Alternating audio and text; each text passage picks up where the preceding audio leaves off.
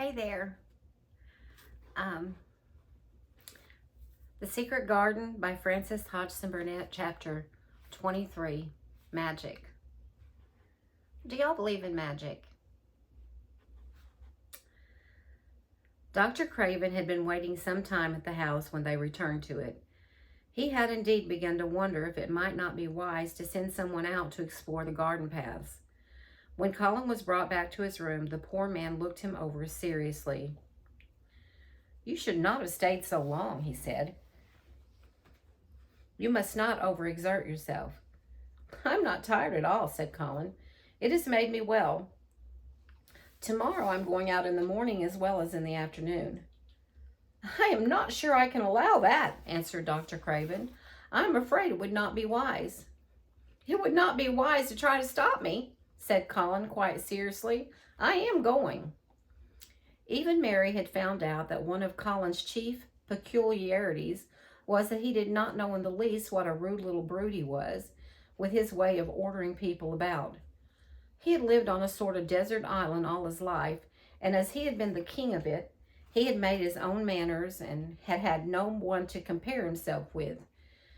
Mary had indeed been rather like him herself, and since she had been at Misselthwaite, had gradually discovered that her own manners had not been of the kind which is usual or popular. Having made this discovery, she naturally thought it of enough interest to communicate to Colin. So she sat down and looked at him curiously for a few minutes after Dr. Craven had gone. She wanted to make him ask her why she was doing it, and of course she did. "What are you looking at me for?" he said. "I'm thinking that I am rather sorry for Dr. Craven." "So am I," said Colin calmly, but not without an air of some satisfaction. "He won't get Misselthwaite after all now. I'm not going to die." "I'm sorry for him because of that, of course," said Mary. "But I was thinking just then that it must have been very horrid to have had to be polite for 10 years to a boy who was always rude. I would never have done it." "Am I rude?" Colin inquired undisturbedly. "If you had been his own boy, and he had been a slapping sort of man," said Mary, "he would have slapped you." "But he daren't," said Colin. "No, he daren't," answered Mistress Mary, thinking the thing out quite without prejudice. "Nobody ever dared to do anything you didn't like, because you were going to die and things like that. You were such a poor thing." "But," announced Colin stubbornly, "I'm not going to be a poor thing. I won't let people think I am one. I stood on my feet this afternoon." "It is always having your own way that has made you so queer," Mary went on, thinking aloud. Colin turned his head, frowning. "Am I queer?" he demanded. "Yes," answered Mary, "very. But you needn't be cross," she added impartially, "because so am I queer, and so has Ben Weatherstaff. But I am not as queer as I was before I began to like people, and before I found the garden." "I don't want to be queer," said Colin. "I'm not going to be," and he frowned again with determination. He was a very proud boy. He lay thinking for a while, and then Mary saw his beautiful smile begin and gradually change his whole face. "I shall stop being queer," he said. "If I go every day to the garden, there is magic in there, good magic. You know, Mary, I'm sure there is." "So am I," said Mary. "Even if it isn't real magic," Colin said, "we can pretend it is. Something is there, something." "It's magic," said Mary, "but not black. It's as white as snow." They always called it magic, and indeed it seemed like it in the months that followed. The wonderful months, the radiant months, the amazing ones. Oh, the things that happened in that garden. If you have never had a garden, you cannot understand. And if you have had a garden, you will know that it would take a whole book to describe all that came to pass there. At first it seemed that green things would never cease pushing their way through the earth, in the grass, in the beds, even in the crevices of the walls. Then the green things began to show buds, and the buds began to unfurl and show color.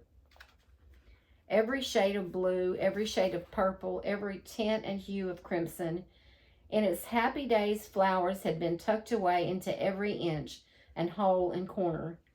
Ben Weatherstaff had seen it done and had himself scraped out mortar from between the bricks of the wall and made pockets of earth for lovely clinging things to grow on. Iris and white lilies rose out of the grass in sheaves, and the green alcoves filled themselves with amazing armies of the blue and white flower lances of tall delphiniums or columbines or campanulas. She was main fond of them, she was, Ben Weatherstaff said. She liked them things that was allus pointing up in the blue sky, she used to tell. Not as she was one of them as looked down on the earth, not her. She just loved it, but she said as the blue sky allus looked so joyful.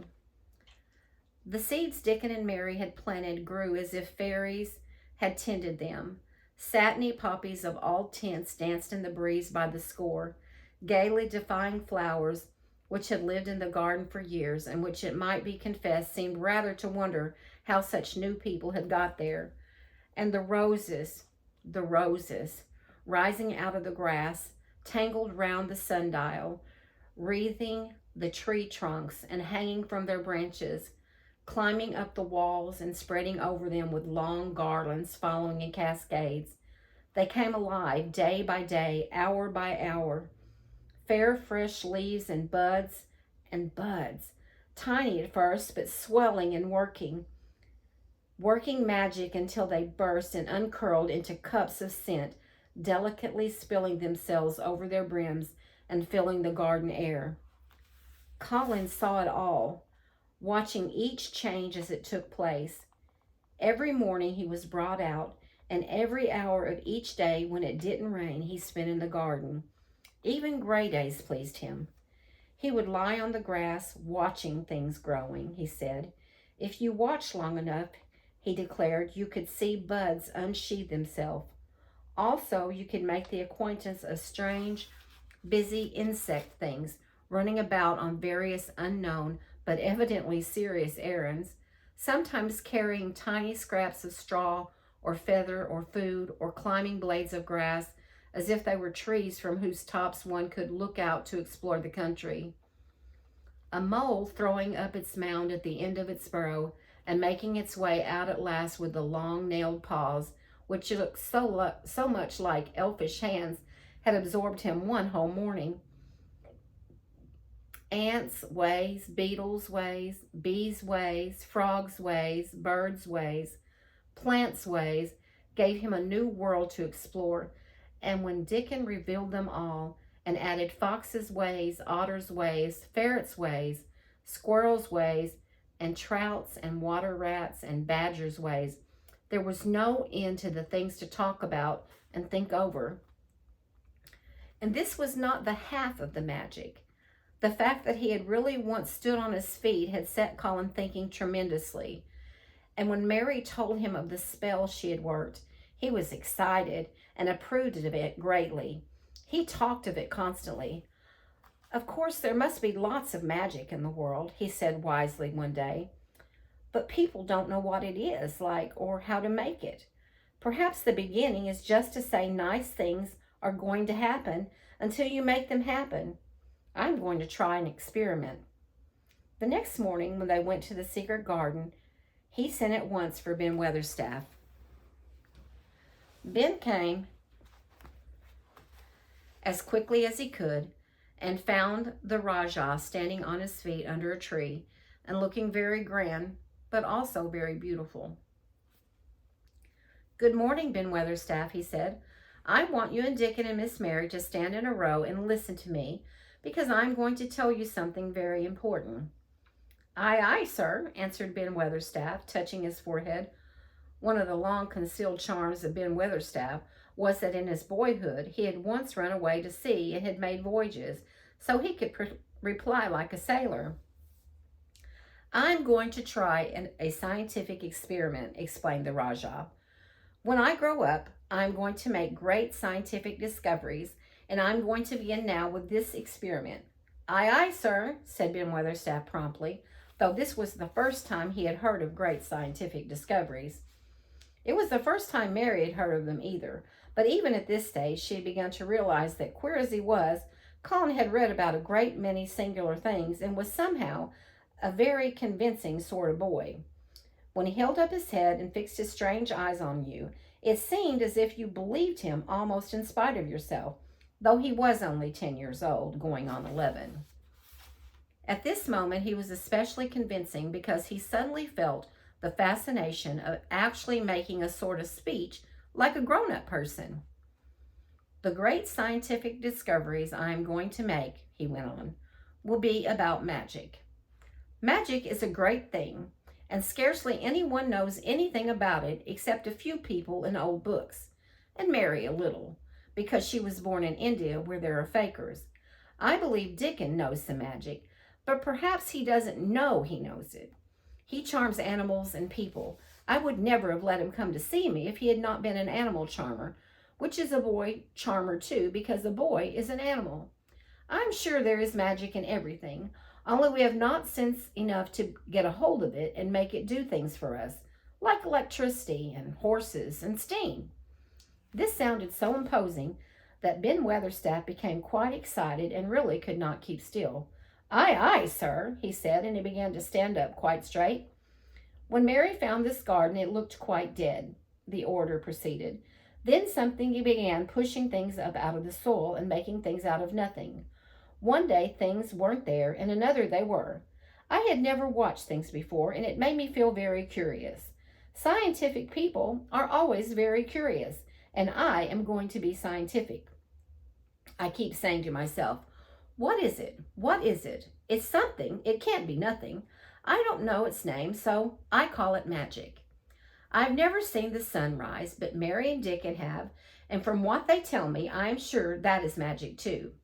Something pushes it up and draws it.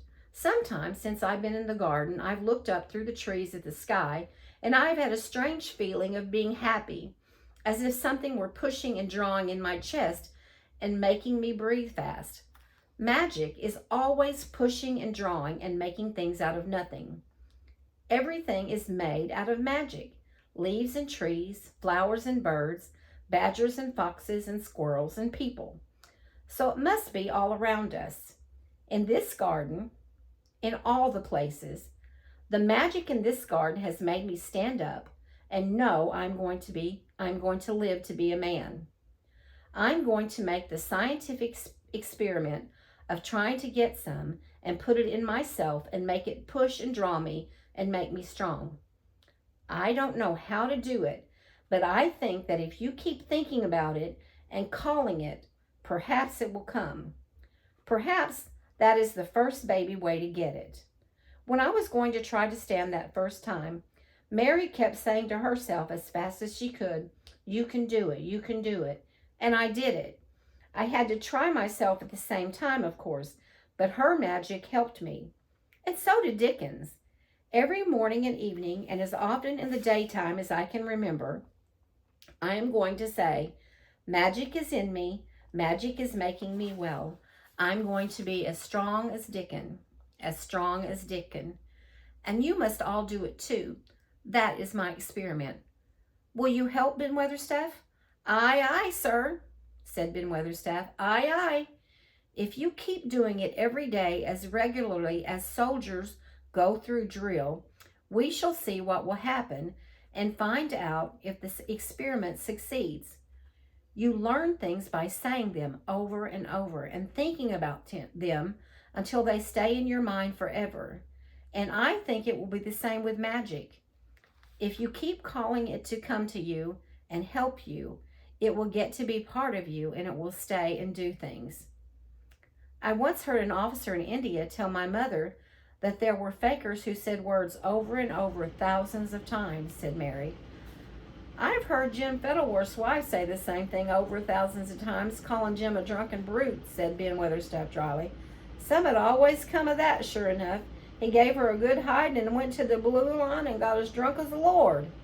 Colin drew his brows together and thought for a few minutes. Then he cheered up. Well, he said, you see, something did come of it. She used the wrong magic until she made him beat her. If she used the right magic and had said something nice, perhaps he wouldn't have got as drunk as a lord, and perhaps he might have brought her home a new bonnet. Ben Weatherstaff chuckled, and there was a shrewd admiration in his little old eyes. Thou'rt a clever lad as well as a straight-legged one, Mr. Colin, he said. Next time I see Bess Fettleworth, I'll give her a bit of hint of what magic will do for her. She'll be rare and pleased if the Cinefit experiment worked, and so would Jim. Dickon had stood listening to the lecture, his round eyes shining with curious delight.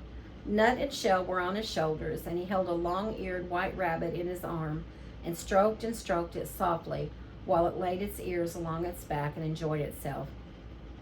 "Do you think the experiment will work?" Colin asked him, wondering what he was thinking. He so often wondered what Dickon was thinking when he saw him looking at him or at one of his creatures with his happy, wide smile. He smiled now, and his smile was wider than usual. "Aye," he answered, "that I do. It'll work same as the seeds do when the sun shines on 'em. It'll work for sure. Shall us begin it now?" Colin was delighted, and so was Mary. Fired by recollection of fakers and devotees and illustrations, Colin suggested that they should all sit cross-legged under the tree, which made a canopy. "It will be like sitting in a sort of temple," said Colin. "I'm rather tired and I want to sit down." "Eh," said Dickon, "thou mustn't begin by saying thou'rt tired. Thou might spoil the magic." Colin turned and looked at him into his innocent round eyes. "That's true. I must only think of the magic." It all seemed most majestic and mysterious when they sat down in their circle. Ben Weatherstaff felt as if he had somehow been led into appearing at a prayer meeting. Ordinarily, he was very fixed in being what he called again prayer meetings. But this being the Rajah's affair, he did not resent it, and was indeed inclined to be gratified at being called upon to assist. Mistress Mary felt solemnly enraptured. Dickon held his rabbit in his arm, and perhaps he made some charmer signal that no one heard, for when he sat down cross-legged like the rest, the crow, the fox, the squirrels, and the lamb slowly drew near and made part of the circle, settling each into a place of rest, as if of their own desire. "The creatures have come," said Colin gravely. "They want to help us." Colin really looked quite beautiful, Mary thought. He held his head high as if he felt like a sort of priest, and his strange eyes had a wonderful look in them. The light shone on him through the tree canopy. "Now we will begin," he said. "Shall we sway backward and forward, Mary, as if we were dervishes?" "I cannot do no swaying backward and forward," said Ben Weatherstaff. "I've got the rheumatics." "The magic will take them away," said Colin in a high priest tone. "But we won't sway until it has done it. We shall only chant." "I cannot do no chanting," said Ben Weatherstaff a trifle testily. "They turned me out of the church choir the only time I ever tried it." No one smiled. They were all too much in earnest. Colin's face was not even crossed by a shadow. He was thinking only of the magic. "Then I will chant," he said, and he began looking like a strange boy spirit. "The sun is shining, the sun is shining. That is the magic. The flowers are growing, the roots are stirring. That is the magic. Being alive is the magic. Being strong is the magic. The magic is in me. The magic is in me. It's in me. It's in me. It's in every one of us. It's in Ben Weatherstaff's back. Magic, magic, come and help." He said it a great many times, not 1,000 times, but quite a goodly number. Mary listened entranced. She felt as if it were at once queer and beautiful, and she wanted him to go on and on. Ben Weatherstaff began to feel soothed into a sort of dream, which was quite agreeable. The humming of the bees in the blossoms mingled with the chanting voice, and drowsily melted into a doze. Dickon sat cross-legged with his rabbit asleep on his arm and a hand resting on the lamb's back. Suet had pushed away a squirrel and huddled close to him on his shoulder. The gray film dropped over his eyes. At last Colin stopped. "Now, I'm going to walk around the garden, he announced. Ben Weatherstaff's head had just dropped forward, and he lifted it with a jerk. You have been asleep, said Colin. Not of the sort, mumbled Ben. The sermon was good enough, but I'm bound to get out of for the collection. He was not quite awake yet. You're not in church, said Colin. Not me, said Ben, straightening himself. Who said I were? I heard every bit of it. You said the magic was in my back. The doctors call it rheumatics. The Rajah waved his hand. That was the wrong magic, he said. You will get better. You have my permission to go to your work, but come back tomorrow. I'd like to see thee walk around the garden, grunted Ben. It was not an unfriendly grunt, but it was a grunt. In fact, being a stubborn old party and not having entire faith in magic, he'd made up his mind that if he were sent away, he would climb his ladder and look over the wall so that he might be ready to hobble back if there were any stumbling. The Rajah did not object to his staying, and so the procession was formed. It really did look like a procession. Colin was at its head with Dickon on one side and Mary on the other. Ben Weatherstaff walked behind, and the creatures trailed after them. The lamb and the fox cub keeping close to Dickon, the white rabbit hopping along or stopping to nibble, and Soot following with the solemnity of a person who felt himself in charge. It was a procession which moved slowly, but with dignity. Every few yards it stopped to rest. Colin leaned on Dickon's arm, and privately Ben Weatherstaff kept a sharp lookout.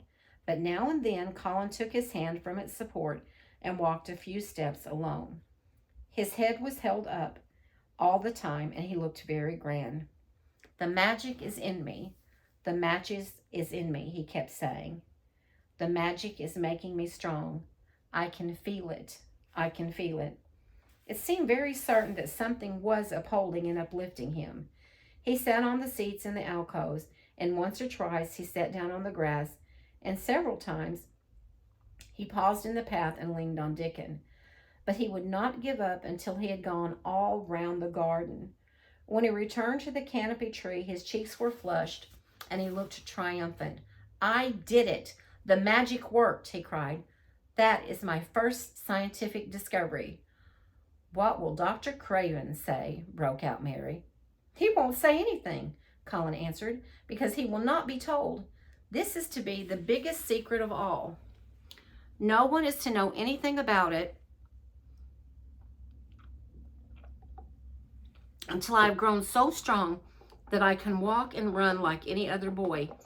I shall come here every day in my chair, and I shall be taken back in it. I won't have people whispering and asking questions, and I won't let my father hear about it until the experiment has quite succeeded. Then sometime when he comes back to Misselthwaite, I shall just walk into his study and say, Here I am. I am like any other boy. I am quite well, and I shall live to be a man. It has been done by a scientific experiment. He will think he is in a dream, cried Mary. He won't believe his eyes. Colin flushed triumphantly. He had made himself believe that he was going to get well, which was really more than half the battle if he had been aware of it. And the thought which stimulated him more than any other was this, imagining what his father would look like when he saw that he had a son who was as straight and strong as other fathers' sons. One of his darkest miseries in the unhealthy, morbid past days had been his hatred of being a sickly, weak-backed boy whose father was afraid to look at him. He'll be obliged to believe me, he said. One of the things I'm going to do after the magic works and before I begin to make scientific discoveries is to be an athlete.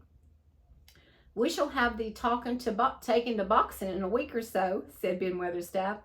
Thou'lt end with winning the belt and being champion prize fighter of all England.